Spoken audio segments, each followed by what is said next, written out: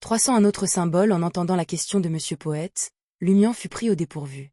Un frisson lui parcourut la colonne vertébrale et lui transperça le cerveau comme un poignard glacé. Que ce soit Aurore, qui l'avait assommé dans le rêve et l'avait conduit sur le terrain du sacrifice, ou le sous-aumônier Michel Garrigue, qui l'avait fait en réalité, ils avaient tous été secrètement corrompus par les elfes ressemblant à des lézards, comme en témoigne leur sortie de la bouche. Si Lumian n'était pas devenu le vaisseau, forcé de monter sur l'autel et placé devant Aurore, le rituel de descente de Termiboro aurait pu réussir. Aurore n'aurait pas poussé le récipient hors de l'autel, ruinant le rite, et la marque Monsieur Foule de Lumian n'aurait pas été activée. Cette prise de conscience a plongé l'esprit de Lumian dans le chaos. Il n'aurait jamais imaginé que l'elfe ressemblant à un lézard était à l'origine du sabotage du rituel. Ils avaient insidieusement corrompu Aurore et l'aumônier adjoint, les rendant aveugles au sujet important et manquant leur dernière chance de se sauver. Qu'est-ce qu'il veut? Quel est son véritable motif? Demanda Lumian, ressentant une pointe de douleur. La voix du poète, voilée de brume, répondit calmement. J'interprète simplement la signification symbolique des éléments de votre rêve. Je ne peux pas reconstruire entièrement la vérité. Mais je peux proposer quelques spéculations. La faction représentée par les elfes ressemblant à des lézards vise à utiliser le sacrifice à grande échelle des croyants de l'inévitabilité pour invoquer un ange dans un but caché. Cependant, ils ne veulent pas que Termiboro descende sur cette terre pour de vrai. Il doit y avoir un conflit entre eux et l'entité connue sous le nom d'inévitabilité. Lumian hocha la tête, trouvant que c'était l'explication la plus logique. Il ne put s'empêcher de froncer les sourcils. Quels motifs cachés ont-ils? C'est l'une des pistes de votre enquête ultérieure, a déclaré le poète avec un sourire. Le décryptage n'est pas une divination ou une prophétie. Vous avez besoin de suffisamment d'informations pour déduire. Vous ne pouvez pas faire de suppositions folles. Lumian hocha légèrement la tête, impatient de rattraper le padré, Guillaume Bénet. Le poète se pencha en avant, posant ses coudes sur la table en bois, les mains toujours jointes. J'ai déjà déchiffré les éléments symboliques les plus cruciaux. Il n'en reste qu'un. Votre rêve lui-même a une forte signification symbolique. Le rêve lui-même. Lumian réfléchit pendant quelques secondes mais ne parvint pas à saisir le symbolisme spécifique. La voix du poète s'approfondit, non plus anormalement éthérée mais plus magnétique. Il symbolise la protection. À l'époque, à cause d'intenses bouleversements émotionnels, votre esprit était au bord de l'effondrement et vous tombiez dans un profond sommeil. Sans le réconfort et l'espoir apportés par le rêve de la réalité, vous vous seriez peut-être complètement effondré. Poussé par vos tendances autodestructrices, vous auriez agi de manière irrationnelle jusqu'à votre mort. Et de plus, nous pouvons confirmer que vous n'avez pas la capacité de produire un rêve de réalité, et vous ne pouvez pas non plus attirer les enquêteurs dans ce rêve. Les Termiboros scellés ne peuvent pas le faire non plus. En d'autres termes, le rêve de réalité est le résultat d'une interférence extérieure. Nous n'avons pas saisi les capacités spécifiques du Beyondé de haute séquence de la voie de l'inévitabilité. Nous ne pouvons pas déterminer si cela a été fait par le bienheureux de l'inévitabilité symbolisé par la chouette ou si cela a été influencé par d'autres factions. Compte tenu de l'interprétation précédente et de la situation réelle, tous ont des motivations suffisantes. En bref, à part l'entité connue sous le nom d'inévitabilité, personne d'autre ne veut voir Termiboro véritablement descendre sur Terre. Lumian se souvint instantanément de la zone autour du sommet de la montagne couleur sang dans les ruines de Cordu qui provoquait le sommeil. Avant de pouvoir aborder le sujet, le poète a ajouté. Considérant que la zone qui oblige les autres à dormir se situe autour du terrain sacrificiel et non de la maison où vous dormez, j'ai tendance à croire qu'elle est influencée par d'autres factions. Leur objectif principal est de perturber le rituel, et vous apaiser vient juste avec. Si cela avait été fait par le bienheureux de l'inévitabilité symbolisé par le hibou, l'emplacement de la zone anormale serait complètement opposé. La faction représentée par l'elfe ressemblant à un lézard l'a fait, ou quelqu'un d'autre l'a fait. Y a-t-il une autre faction? Plus Lumian comprenait la situation, plus il réalisait que la vérité sur le désastre de Cordu était bien plus compliquée que ce à quoi il s'était attendu. Il se tut, prenant un moment pour rassembler ses pensées avant de parler. Quelle est la signification du berceau vide dans le château de l'administrateur?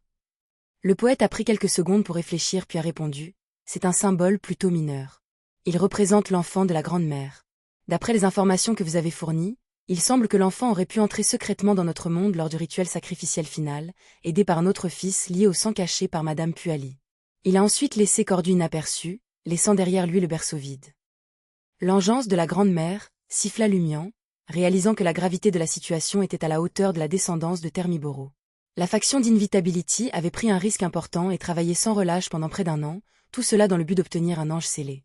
En fin de compte, cela a servi le but de la Grande-Mère. Avec ces pensées, Lumian abandonna ses inquiétudes.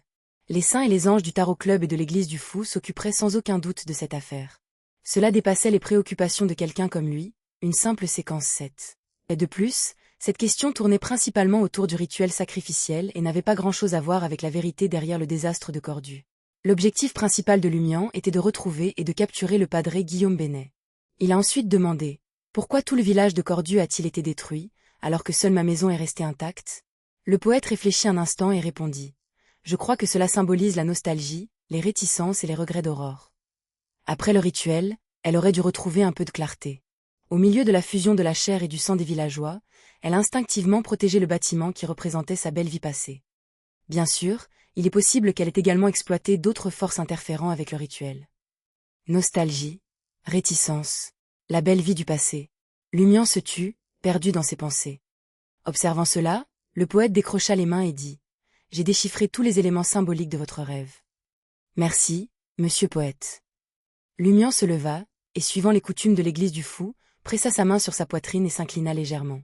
Pendant un instant, son esprit s'est éloigné, voyant le poète, la table en bois, les étagères environnantes, les murs, la forêt primitive à l'extérieur et toutes sortes d'insectes disparaître comme dans un rêve, retournant dans l'obscurité profonde. En un instant, l'obscurité disparut et Lumian se retrouva debout au bord d'un marché. Au loin, il y avait des bâtiments blancs avec des clochers et des flèches noires foncées ou jaune terre. À proximité, des tentes semblables à des nuages et des troupeaux de vaches, de moutons et de chevaux étaient dispersés. La plupart des gens qui passaient par le marché avaient la peau foncée, comme s'ils étaient exposés quotidiennement au soleil. Parmi eux, les hommes portaient des chapeaux de feutre et des robes rouges foncées ou bleu ciel, tandis que les femmes portaient des robes colorées à plusieurs épaisseurs. Un vent glacial hurlait alors que Lumian regardait le sommet enneigé de la montagne au loin, momentanément perdu dans ses pensées. Sa conversation avec le poète et ce qu'il venait de vivre ressemblaient à un rêve vivant. Non, c'était un rêve. C'est pourquoi il ne pouvait pas voir clairement monsieur poète. Je n'avais pas du tout réalisé que je rêvais. Quand le rêve a-t-il commencé? Cela ressemblait étrangement au rêve que j'avais fait dans les ruines de Cordu. Se pourrait-il que le chemin divin de monsieur poète ait le pouvoir de faire rêver les autres? Et la zone anormale autour de la montagne couleur s'en pourrait-elle être liée à des capacités similaires? Lumian fut d'abord choqué, mais ensuite de nombreuses pensées lui traversèrent l'esprit. À ce moment-là, madame la magicienne apparut devant lui, vêtue d'une chemise beige, d'une robe jaune brunâtre et de bottes en cuir marron foncé. « Voulez-vous retourner à la salle de bal brise maintenant ?» a demandé le titulaire de la carte Major Arcana.